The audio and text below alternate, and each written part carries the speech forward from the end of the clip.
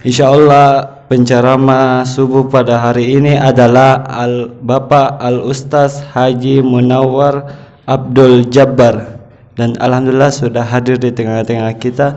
Dengan hormat kami persilakan. Wassalamualaikum warahmatullahi wabarakatuh.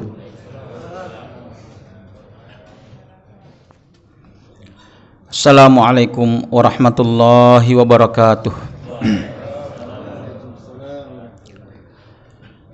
Alhamdulillahilladzi nasta'inu wa nastaghfiruh wa nastahdihi wa nastarshiduhu wa natubu ilaih wa nu'minu bihi wa natawakkalu alaih wa na'udzu billahi min syururi anfusina wa min sayyiati a'malina may yahdihillahu fahuwal muhtad wa may yudlil falan tajida lahu waliyan mursyida. Asyhadu an la ilaha illallah wahdahu la syarikalah wa asyhadu anna Muhammadan abduhu wa rasuluhu mab'utsur rahmatan lil alamin. Allahumma shalli wa sallim ala hadan nabil karim wa ala alihi wa sahbihi wa man tabi'a bi ihsanin ila yaumiddin. Ma'asyiral muslimin wal muslimat jamaah subuh yang dirahmati Allah Subhanahu wa taala.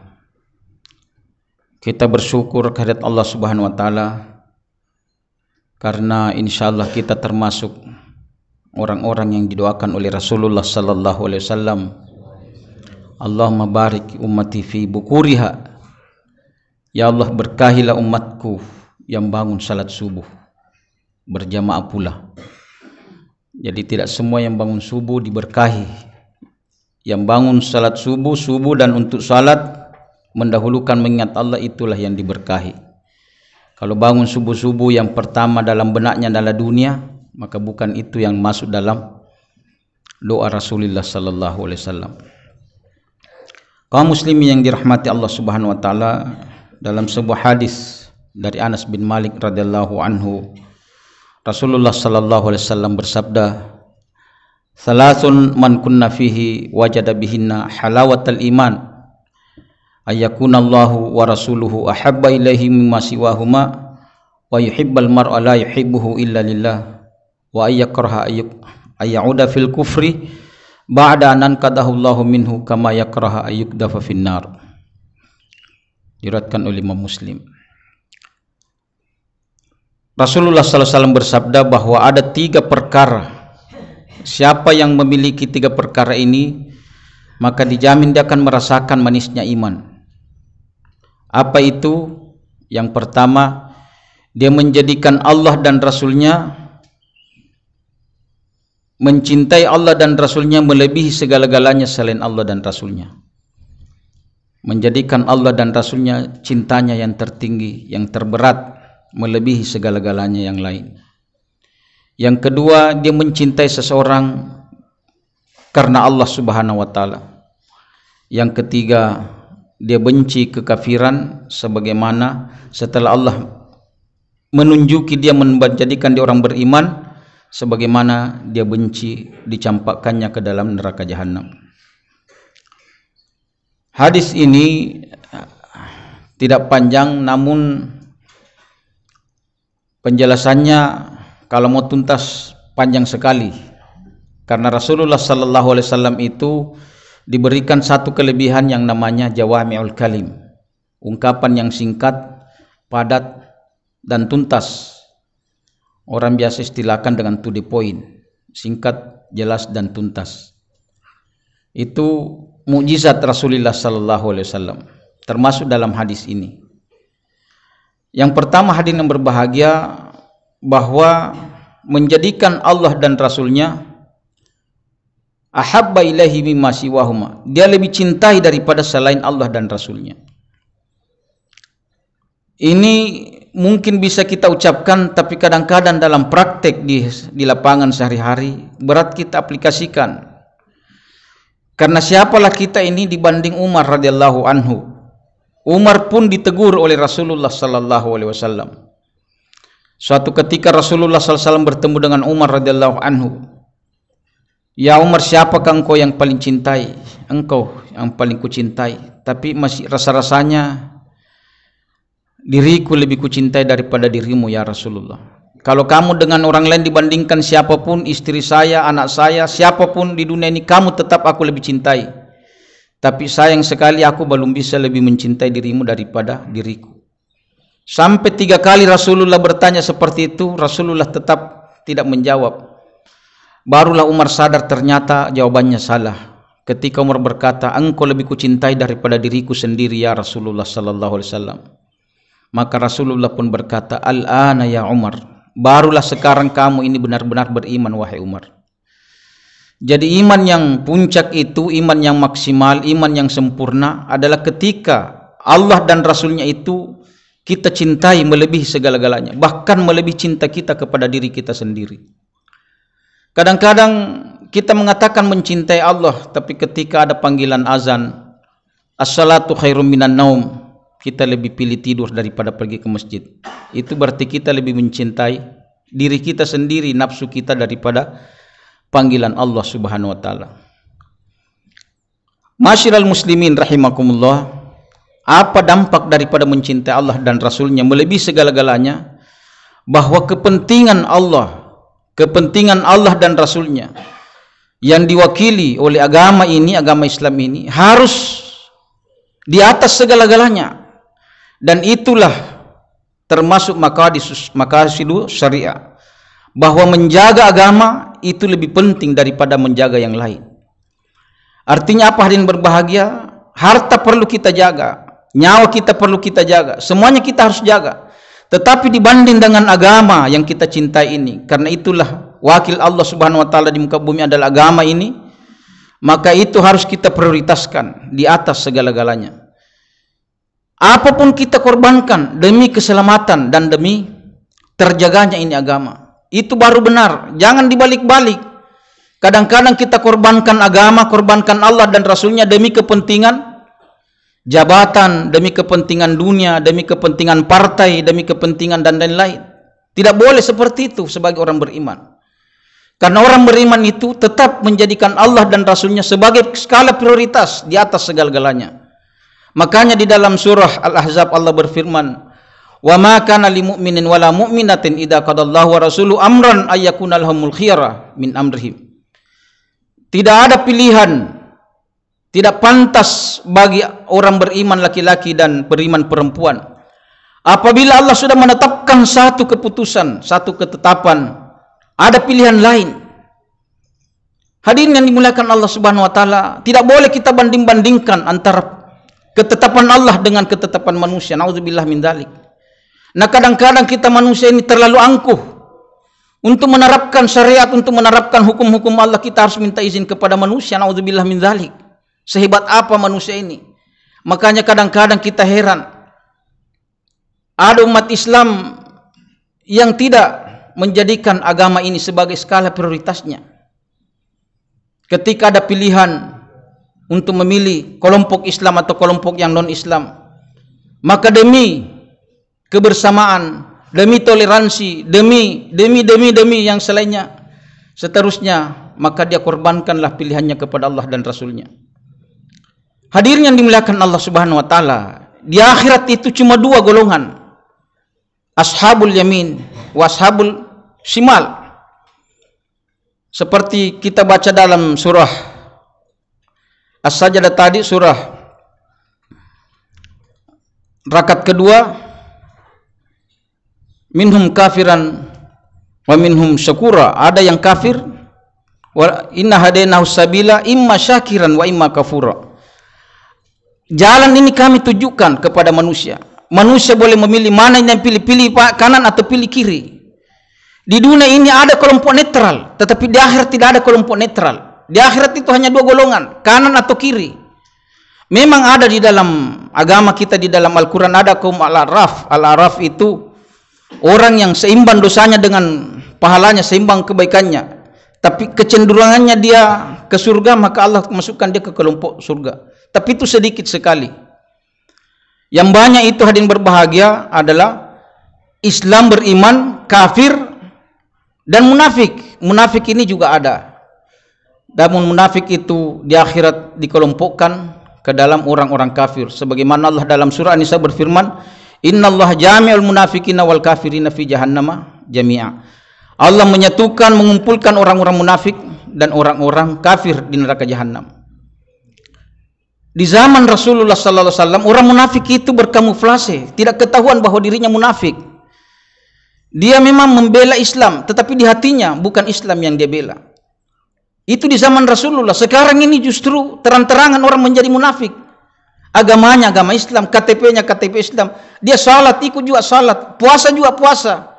Tapi ketika ada pilihan politik atau ada pilihan yang apakah pilih kelompok Islam, pilih kelompok non-Islam, pilih kelompok Allah, pilih kelompok yang kafir, naudzubillah min dzalik. Demi kepentingan dunia, dia korbankan pilihannya kepada agama yang kita cintai ini. Hati-hati hadirin berbahagia. Rasulullah sallallahu alaihi wasallam dalam salah satu hadisnya bersabda, yuhsyarul mar'u ma khalilihi falyandur ila man yukhalil. Orang di akhirat akan dibangkitkan bersama dengan kelompoknya. Maka hati-hatilah memilih siapa kelompok yang dia pilih. Orang akan dibangkitkan bersama teman-temannya, maka hendaklah dia berselektif memilih teman. Ketika kita berteman dengan orang-orang kafir, kita lebih suka kepada orang kafir, maka insya Allah di akhirat kita pun akan dibangkitkan bersama orang-orang kafir. Agak parah sekarang keadaannya, hadirin yang berbahagia. Kadang-kadang ada umat Islam yang berbuat diintimidasi, orang Islam dibuli, macam-macam tuduhannya. Sementara orang kafir disanjung-sanjung, dicium tangannya, dipuji-puji. Sementara orang Islam dituduh macam-macam. Naudzubillah min dzalik. Hati-hati hadirin berbahagia. Tentukan pilihan kita sekarang di dunia untuk menentukan nasib kita di akhirat nanti. Karena di akhirat sekali lagi tidak ada kelompok netral. Di dunia mungkin ada kelompok netral, tapi di akhirat tidak ada kelompok netral. Hanya dua pilihan, apakah pilihan Allah dan pilihan yang bukan Allah Subhanahu wa taala. Kenapa ini perlu kita tegaskan hadirin berbahagia? Karena mulai muncul upaya untuk mengaburkan agama ini, hadirin yang dimuliakan Allah Subhanahu wa taala. Bahkan kadang-kadang ada ungkapan lebih baik pilih yang kafir tidak korupsi daripada orang Islam yang korupsi. Nauzubillah min dzalik. Kenapa ada perbandingan seperti itu?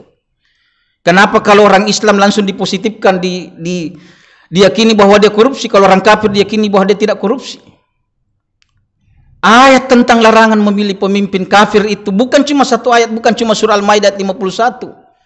7 bahkan 8 ayat di dalam Al-Quran yang harus kita pahami.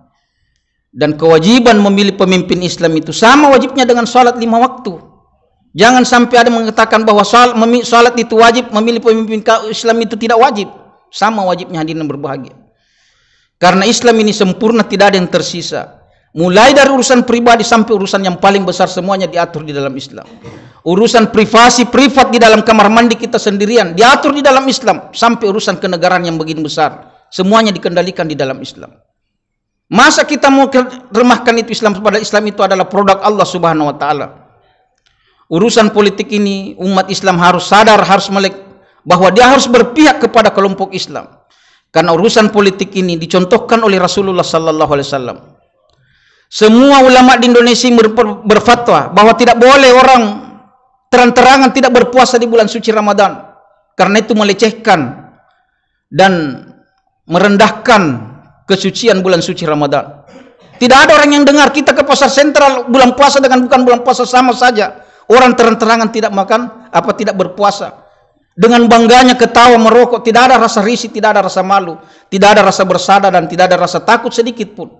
Karena apa? Karena yang keluar hanyalah fatwa-fatwa ulama. Tapi ketika mungkin Jokowi bertanda tangan, satu kali tanda tangan bahwa tidak boleh ada orang makan di siang hari kelihatan di muka umum, insya Allah tidak ada akan terjadi.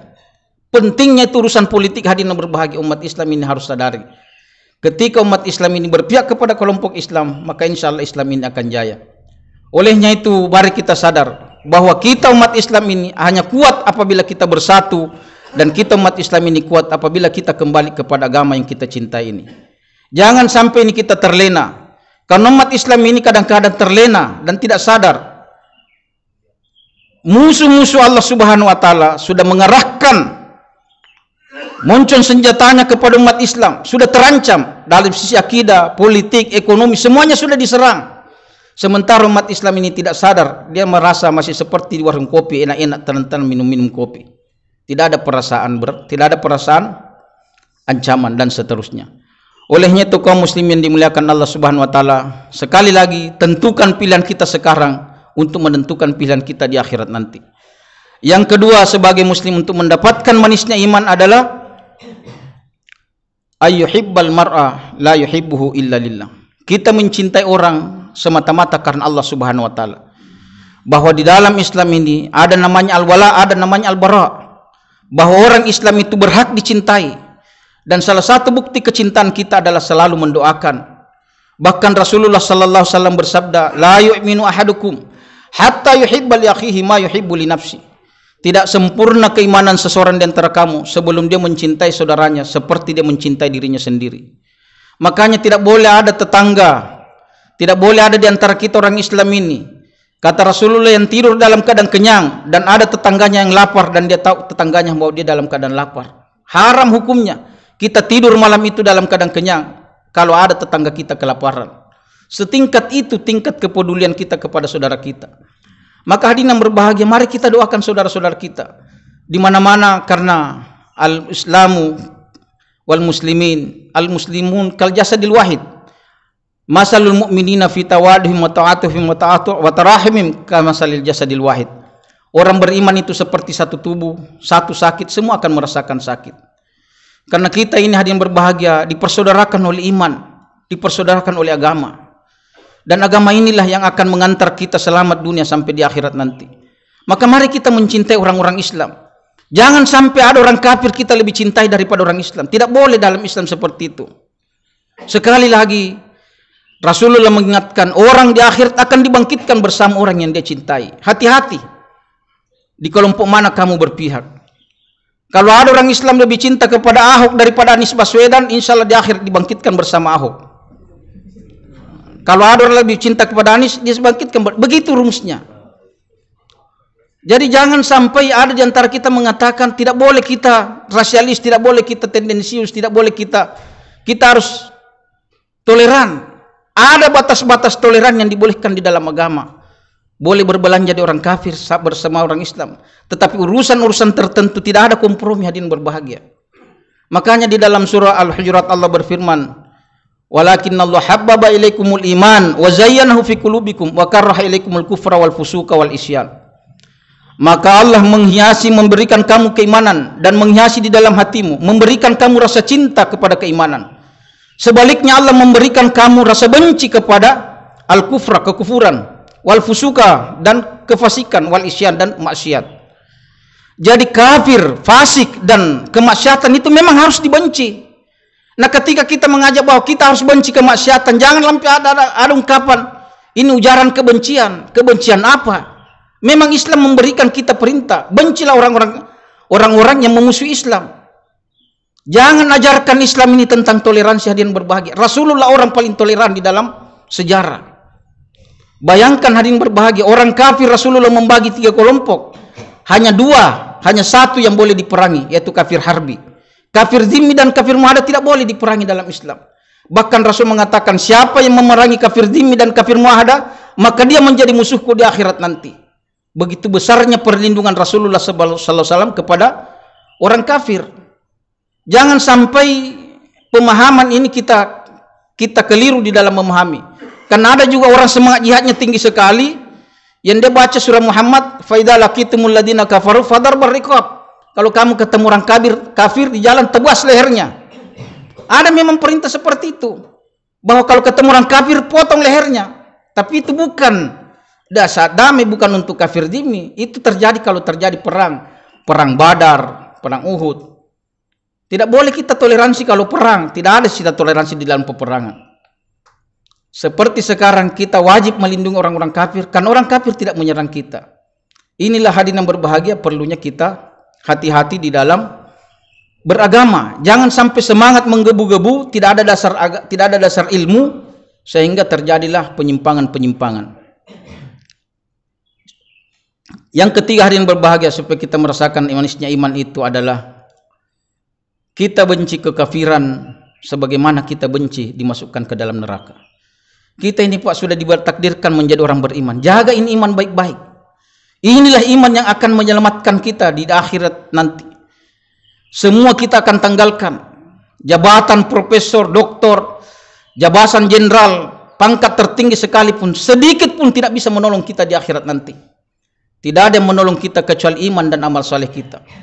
Maka ketika Allah takdirkan kita menjadi orang beriman, jaga baik-baik iman itu. Buktikan konsistensi kita sebagai orang beriman. Karena iman ini hadirin berbahagia bukan pengakuan. Bukan pengakuan, tetapi iman itu adalah tanggung jawab dan pembuktian.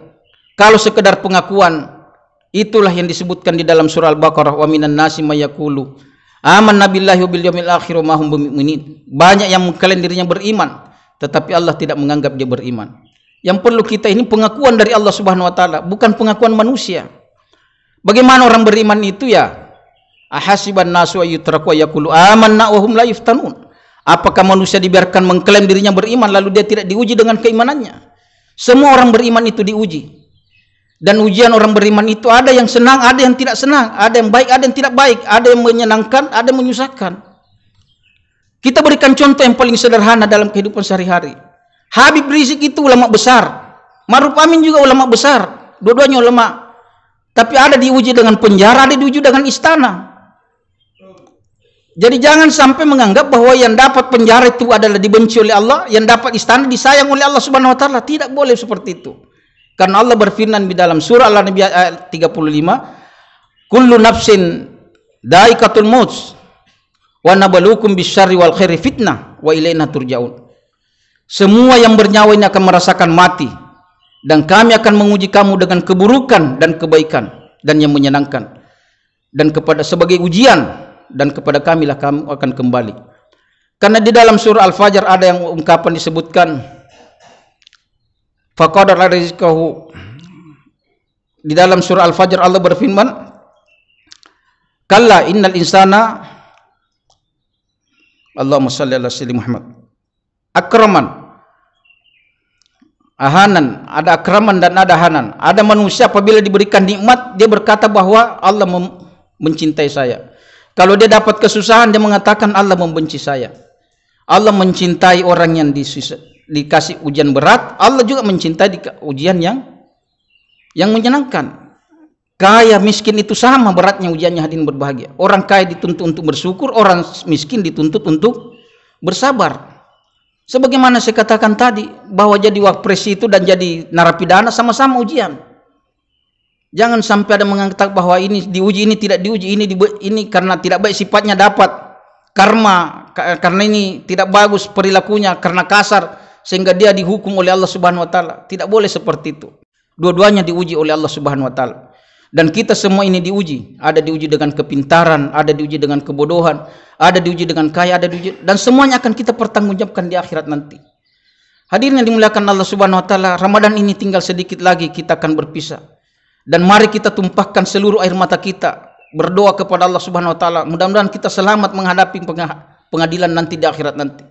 Karena pengadilan di akhirat sangat mengerikan hadirin berbahagia. Sangat steril dari kepentingan dan tidak bisa diintervensi oleh siapapun. Di dunia ini semua bisa berubah, yang salah jadi benar, yang benar jadi salah. Tapi di akhirat ahkamul hakimin akan terjadi. Allah akan mengadili kita sangat proporsional dan betul-betul sesuai dengan amalan kita. Maka hadirin yang berbahagia, mari kita bersyukur menjadi orang beriman, karena inilah yang akan menyelamatkan kita. Olehnya itu mari kita jaga iman ini, buktikan bahwa kita orang beriman, mencintai orang beriman melebihi dari yang lain. Mari kita berpihak kepada agama yang kita cintai ini.